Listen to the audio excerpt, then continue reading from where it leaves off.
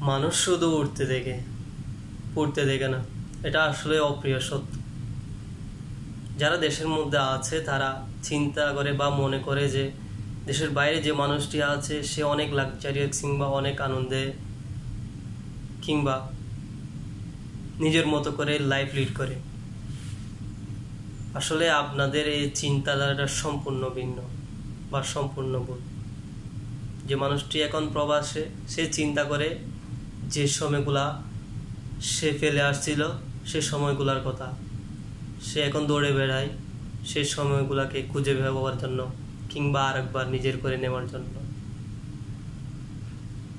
তার মধ্যে দেশের প্রতি, দেশের মানুষদের প্রতি কিংবা আত্মীয় স্বজন পরিজনের প্রতি খুবই মায়া কাজ করে।